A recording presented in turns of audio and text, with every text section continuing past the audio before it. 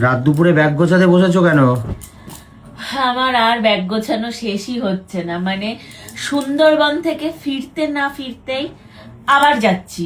কোথায় যাচ্ছি স্বর্ণ? কোথায় যাচ্ছ বলো? কোথায় যাচ্ছি বলো? এখন বলবো না কোথায় যাচ্ছ। আবার ব্যাগ গোছাচ্ছি। কোথায় যাচ্ছি সেটা তোমাদেরকে সকালবেলা যখন ট্রেনে উঠবো তখন বলবো। তো তার আগে আমি ব্যাগ গুছিয়ে নিই। মানে সুন্দরবন থেকে ফিরেছি, ফিরতে না ফিরতেই মানে এই যে এই ট্রলিটা ছিল সুন্দরবনের, এই দেখো এই ব্যাগটার এই ট্রলিটা নিয়ে গেছিলাম সুন্দরবনে, এখন আবার এই যে এই ট্রলি গোছাচ্ছি, কারণ এখান থেকে এখনো কিছু সেইভাবে বেরই করা হয়নি। তো আবার ব্যাগ গোছাচ্ছি, ব্যাগ গুছিয়ে আমরা যাচ্ছি আমাদের কোথায় যাচ্ছি, একটা মানে জায়গায় যাচ্ছি। কোন জায়গায় সেটা যদি তোমরা গেস করতে পারো অবশ্যই কিন্তু কমেন্ট বক্সে কমেন্ট করে জানাও, যারা গেস করতে পারছো। আর যারা গেস করতে পারছো না তারাও পারলে গেস করে জানিও। তো চলো এখন একটু কিছু শাড়িপত্র গুছিয়ে নিই, কারণ এখানেও সব শাড়ি নিয়ে যাব। কয়েকটা শাড়ি আমি এখানে শর্ট লিস্টেড করেছি। এই যে এই একটা শাড়ি আমি একদম নরম পাতলা শাড়ি এখন সব শর্ট লিস্টেড করেছি, কারণ এই ধরনের শাড়িগুলো আমার এখন পরতে ভালো লাগে। তো এই যে এই একটা শাড়ি, যেটা কিনা আমি শ্রীনিকেতন থেকেই কিনেছিলাম, এই যে ফ্লোরাল প্রিন্টের এই শাড়িটা একটা শর্ট লিস্টেড করেছি। এই একটা, তার সাথে এই একটা পিঙ্ক কালার, এটাও প্রচন্ড নরম এই শাড়িটা। এগুলো যখন খুলে খুলে পরবো তখন তোমাদেরকে দেখাবো।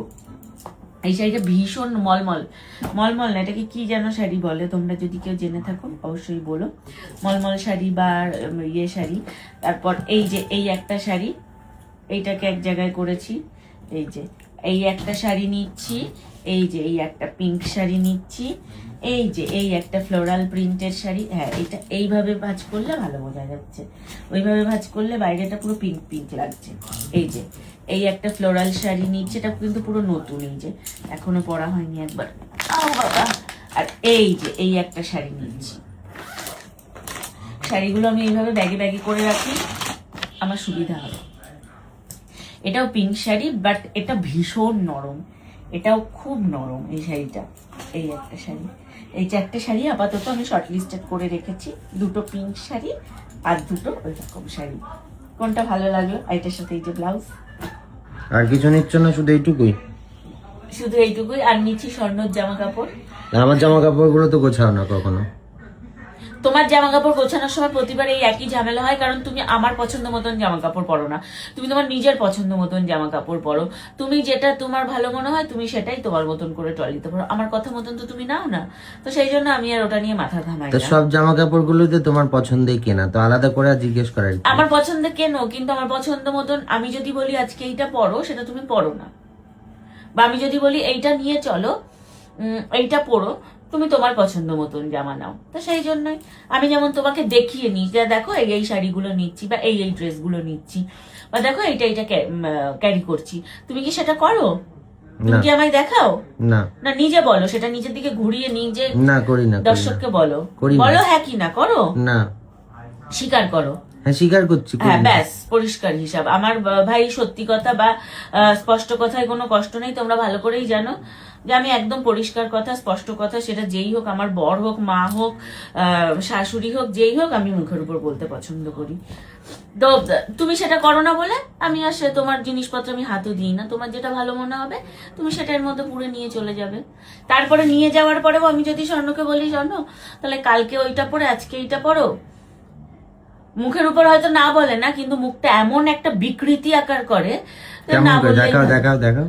না না না, বিকৃতি আকার মানে বিষ্ঠা আকার যাকে বলে। 20 টাকাটা কেমন করে মানে দেখাও? মুখটা এমন হয়ে যাবে, ও ভাবে ভাবে তোমাকে বুঝিয়ে দেবে যে ব্যাপারটা ওর পছন্দ হলো না, ব্যাপারটা ও নিতে পারলো না। আচ্ছা, তো ওই জন্য আমি আর ওর ব্যাপারে মাথায় ঘামাই না, এক্সপ্রেশনটা একটু দেখাও কেমন। মাথায় ঘামাই না। যখন দেখি যে আমার সাথে নিয়ে বেরোনোর মতন জামা পড়ছে না বা আমার সাথে নিয়ে বেরোনোর মতন হচ্ছে না, তখনই আমি না পেরে বলি যে এটা কেন পড়ছো, অন্য কিছু পড়ো।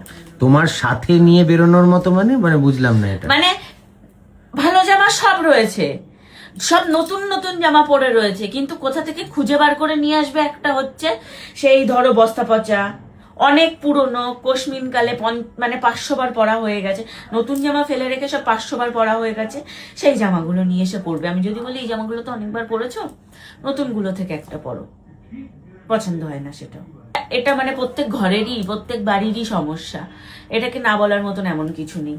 তো যাই হোক, এই যে আমি এই যে এখানটায় 4টে শাড়ি নিয়ে নিয়েছি, তবে আমার 4টে শাড়ি লাগবে না, তবুও ক্যারি করি, কারণ এক্সট্রা একটা দুটো হাতে রাখলাম, কারণ অনেক রাত হয়েছে। ঘড়িতে কটা বাজে সবাইকে দেখিয়ে দাও। অনেক বাজে, অনেক।